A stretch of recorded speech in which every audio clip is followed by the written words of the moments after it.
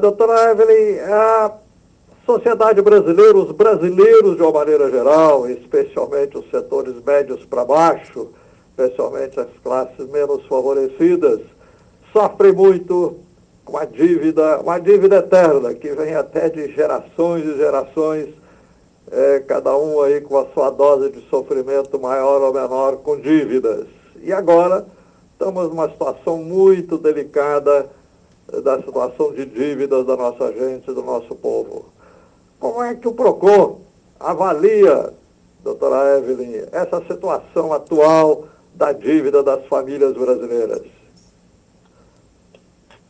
Justamente essa preocupação do PROCON com os superendividados que nos fez fazer esse primeiro grande mutirão voltado para esse público de consumidores. De fato, o número de consumidores inadimplentes cresceu muito.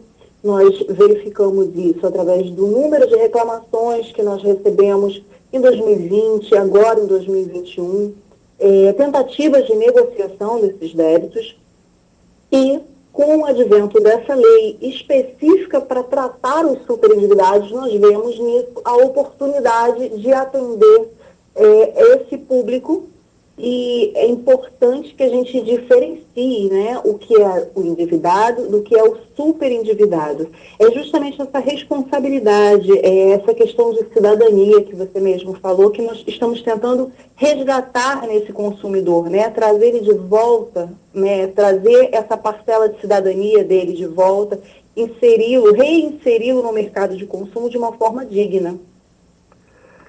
Sem dúvida. Aí do PROCON, vocês esperam, assim, em média, nesse mutirão aí, dessa renegociação, obter descontos, porque parece que os próprios credores já oferecem desconto para as pessoas, né? Vocês aí, com a ajuda do PROCON, podem apertar um pouco mais, obter um desconto maior aí no valor das dívidas? O objetivo em si não é apenas o desconto. O que a lei prevê é uma conciliação coletiva, é algo muito diferente dos mutirões que nós já realizamos, porque os mutirões antigos de negociação de débitos, o consumidor vinha e negociava com cada credor dele separadamente. Então, no final, ele acabava não conseguindo arcar com aquelas renegociações que ele tinha feito. Qual é o intuito desse mutirão de renegociação para superendividados? Né? Em primeiro lugar, atender aquele superendividado. E é importante que a gente diga que o superendividado não é aquela pessoa que tem uma dívida, tá? Endividado a maioria da população. Todo mundo, se a gente for pensar, tem um débito. Mas se você consegue pagar esse débito, mesmo que não seja de forma tão fácil, mas manter o seu mínimo existencial, ou seja, conseguir manter a sua alimentação, moradia, saúde, aqueles gastos fixos mensais, você não é considerado um superendividado. O superendividado é aquele indivíduo que as parcelas das dívidas dele, se ele for pagá-las, se ele for honrá-las, ele não consegue sequer se alimentar, manter a questão da moradia, manter esses gastos que são o mínimo, né, existencial dele e da família. Então, qual é a diferença desse mutirão? Nós vamos fazer uma negociação coletiva, nós vamos chamar todos os credores desse superendividado para compor uma mesa de negociação e fazer dali sair um plano de pagamento. Então, nós vamos olhar o orçamento familiar desse superendividado e, através desse orçamento familiar, entender quanto que ele pode dispor para pagar essas dívidas. E dentro daquilo que ele pode dispor, a gente vai fazer um plano de pagamento onde ele contemple todos os credores. Então, assim, vão haver descontos? É possível que sim, mas, de todo modo, quando a gente vê algumas dívidas, os juros delas são tão absurdos que o principal mesmo era muito pequeno, né? É comum a gente ver consumidores dizendo assim, eu devia R$200 e agora não sei como virou 2.000.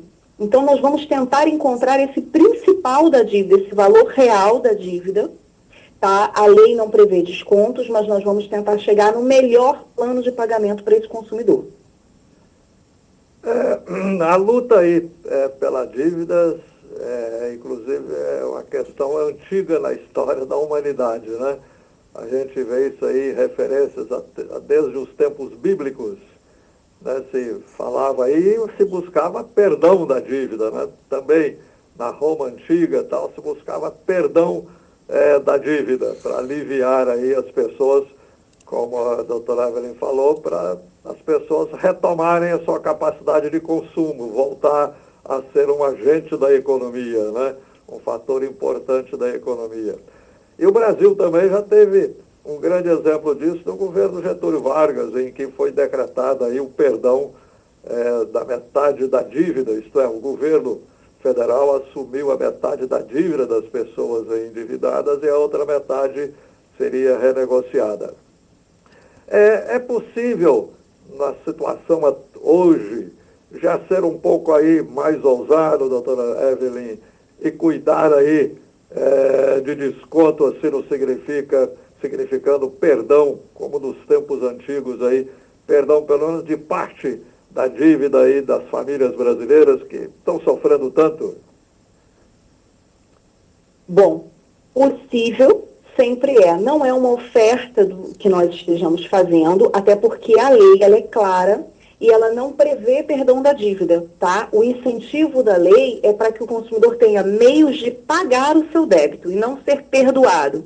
Inclusive, é uma lei que ela fala de um tratamento, né, de uma prevenção ao superendividamento, de um acompanhamento desse consumidor, de educação financeira, para que ele não volte a cair nos mesmos tipos de contratos, às vezes, tão onerosos que ele não possa suportar. Agora, obviamente, se nós tivermos aí dívidas que estejam prescritas, nós vamos chamar esses fornecedores a negociar. Pode sim haver algum tipo de perdão. Não é o objetivo em si, mas claro que se a dívida não for mais exigível, o PROCON vai atuar nesse sentido de conseguir essa prescrição para esse consumidor. E pode haver fornecedores que venham já com essa proposta, que será muito bem-vinda, com certeza, embora ela não seja exigível. É isso que nós precisamos ter em mente. A ideia da lei não é o perdão da dívida, mas sim ensinar esse consumidor a ter um crédito consciente e possibilitar a ele meios de pagar os débitos existentes para retornar ao mercado de consumo de uma forma digna, de uma forma saudável. Sei. A senhora mencionou aí, doutora Evelyn, que até que vão procurar junto aí aos consumidores para ver se eles não caiam em algum tipo de contrato que eles caíram, né? Isso significa o seguinte, esse tipo de contrato geralmente são contratos ilegais, né? Com cobrança de juros aí exorbitantes, taxas, etc. Nesses casos aí, como a senhora disse, fazer com que o consumidor não volte a cair nesse tipo de contrato. Desses tipos de contrato já não impunha aí uma medida mais drástica do próprio PROCON, que é uma autoridade, né, para atuar aí contra as ilegalidades de contratos, já impõe uma situação mais razoável dos credores desses contratos aí ilegais? Com certeza. Nós vamos verificar, assim que os inscritos forem selecionados como superendividados, nós vamos pedir a eles que apresentem as documentações, vamos solicitar aos credores, notificar a esses credores para que apresentem os contratos assinados por esses